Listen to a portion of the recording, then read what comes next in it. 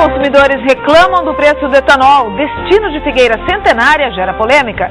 E ainda o tempo e o esporte na região, agora no J+.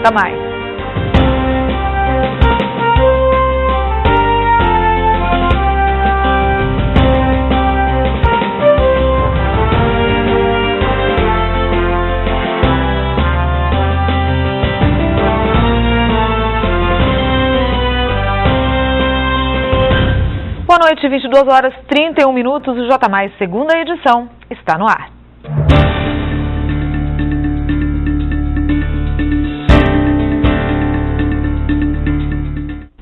Você já deve ter notado que o preço do álcool não para de subir nos postos de combustíveis. E isso tem mudado o hábito dos consumidores, que hoje preferem abastecer o carro com gasolina. Aldilei comprou um carro novo, bicombustível. Na hora de abastecer, uma surpresa. Ele escolheu álcool no lugar da gasolina. Como o carro é novo, eu estou fazendo teste com os dois. Como eu comprei essa semana, eu enchi com gasolina, tirei a média, agora eu vou fazer com álcool. Mas a minha intenção é colocar gasolina. O preço do álcool subiu por causa dos produtores de cana.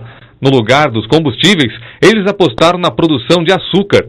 Segundo o dono deste posto, a venda do etanol caiu quase 900% em apenas um mês. Eu vendia 10.500 litros de álcool por dia, hoje eu estou vendendo 1.200 e estou vendendo 10.000 de gasolina.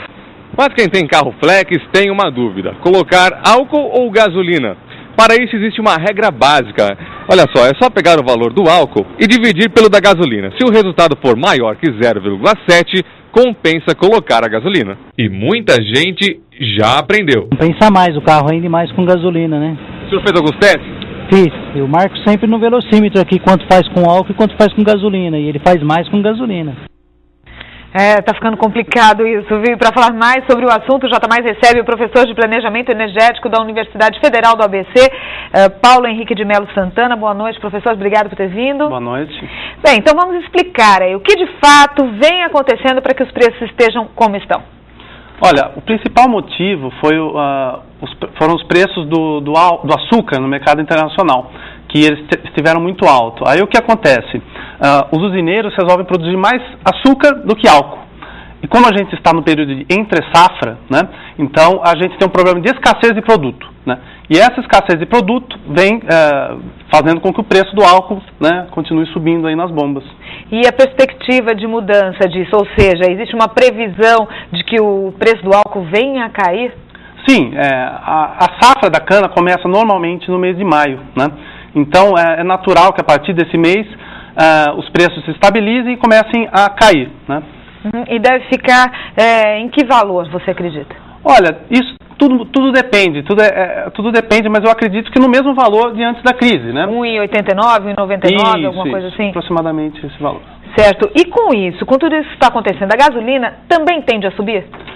Sim, a gasolina atualmente tem dois motivos da pressão do preço para a gasolina. O primeiro é justamente o álcool, né? Porque 25% de álcool entra na composição da gasolina, que é o chamado álcool anidro, né? E se o preço do álcool sobe, esses 25% entram na composição de preço da gasolina e exercem uma pressão, né, sobre o preço da gasolina, que é o que a gente vem vivendo nesse último mês, né? Agora, o segundo problema da gasolina é o barril do petróleo, que atualmente está por volta de $120 o barril, né? E isso faz com que a Petrobras tenha uma pressão aí até dos acionistas, até da própria companhia, em reajustar esse preço da gasolina. Você citou aí a Petrobras, hoje ela já soltou aí uma informação de que pode até faltar gasolina, né? Não é isso? Isso, e é justamente o motivo do álcool, né? O álcool anidro, esses 25% que são misturados na gasolina, né, já está tendo problema de escassez. O preço está aumentando muito, né? E está faltando produto, mesmo com o preço aumentando, porque a gente está na entre-safra, né? Então a gente pode ter um problema temporário, né? Aqui no ABC isso deve chegar também ou é mais difícil? Não, mais difícil, eu acredito que seja mais difícil. Bom, então para a gente encerrar, vamos à famosa conta, não é? Como saber se está compensando o álcool ou a gasolina? Vamos reforçar isso aí. Bom, imagine que você tenha o preço da bomba da gasolina em R$3, né? Então você pega esse preço da gasolina, multiplica por 0,7, né? Aí se ele for 2,8 ou 2,9, você só multiplicar esse valor da gasolina por 0,7. Se o valor encontrado, né? Se o preço do álcool estiver mais baixo do que esse valor encontrado, vale a pena o álcool. Se estiver acima, vale a pena a gasolina. Nesse exemplo que eu dei de R$3 para a gasolina, se o álcool custar até R$2,10, vale a pena o álcool. Se passar de 2,10, vale a pena a gasolina. Até porque tem a questão do rendimento também. Exato, né? Porque 1 litro de gasolina possui mais energia, o poder calorífico maior. Então, possui mais energia do que 1 litro de álcool, né? Então, é nessa composição que acontece essa conta, né? Bom, professor, muito obrigado pelas informações. Até uma próxima. Tá, já. Eu que agradeço. Boa noite. A gente fala agora de política.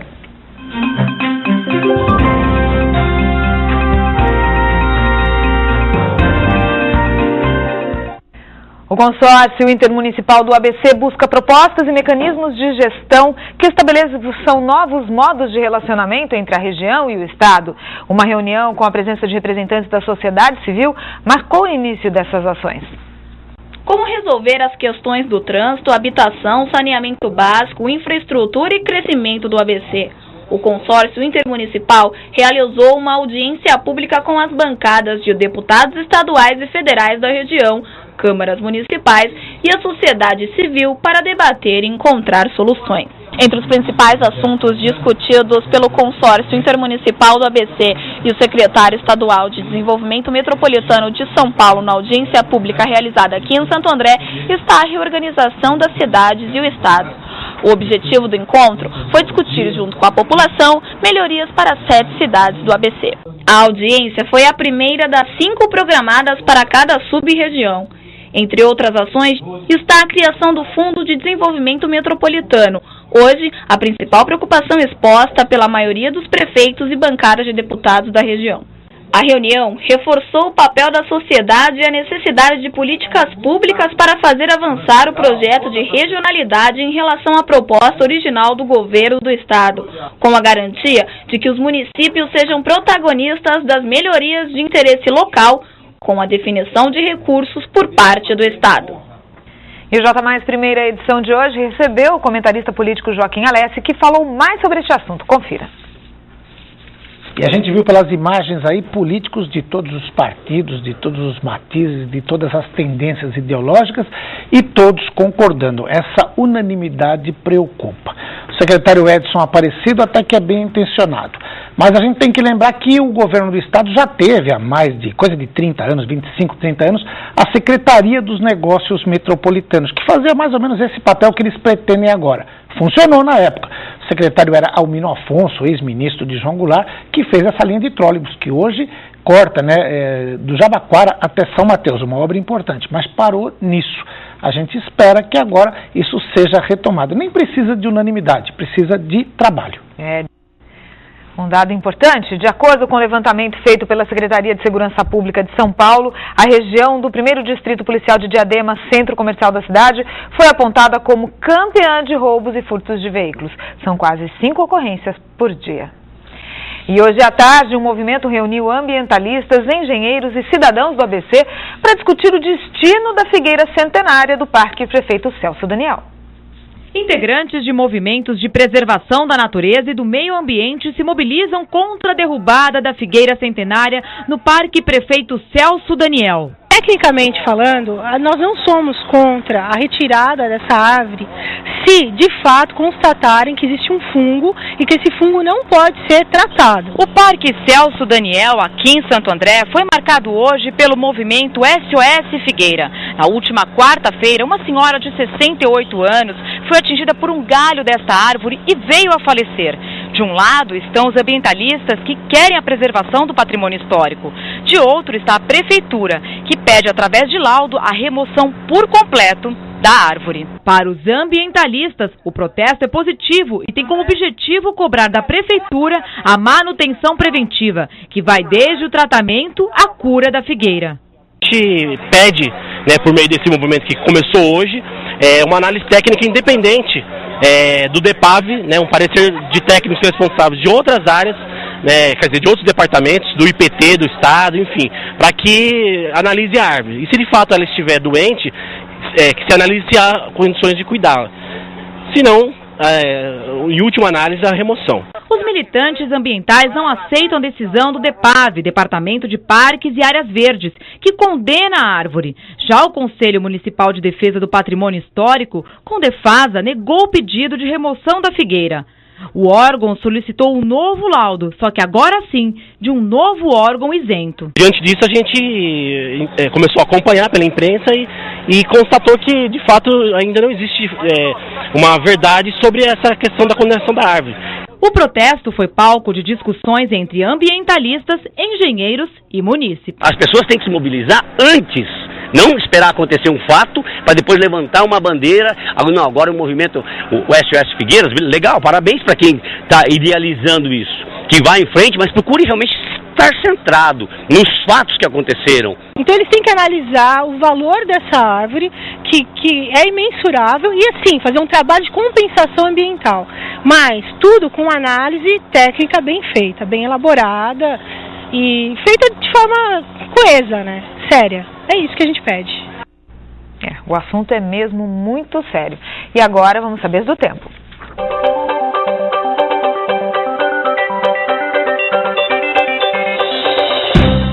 Vamos conferir como fica a previsão do tempo para amanhã com Renan de Souza. Hoje uma frente fria se aproximou do estado de São Paulo. Em Santo André o céu ficou cheio de nuvens, mas o sol apareceu em alguns momentos. O calor foi intenso e os termômetros chegaram até os 27 graus. O dia ficou mais nublado hoje porque a frente fria trouxe ventos úmidos do oceano para o continente.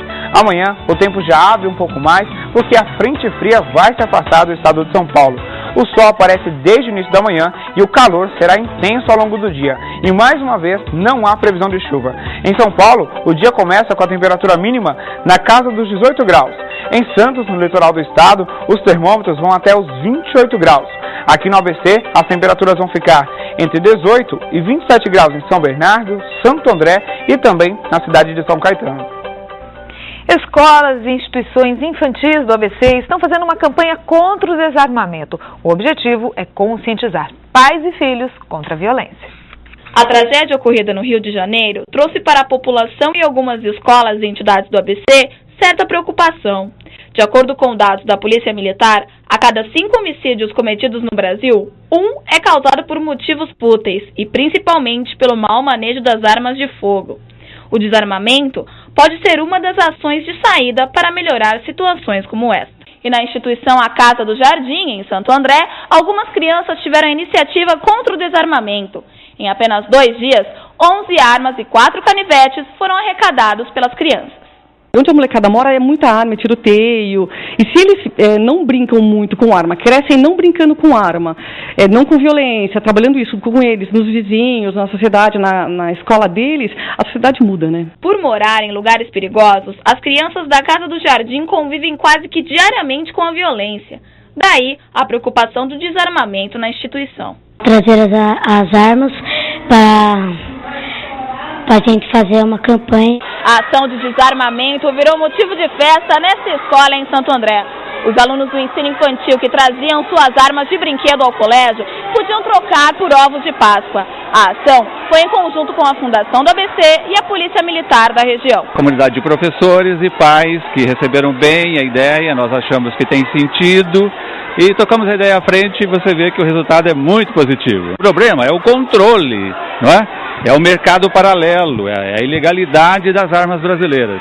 Então, começar desde a infância nos parece um bom passo. Com papel fundamental, a Polícia Militar dá total apoio a essas ações, que procuram reforçar a paz.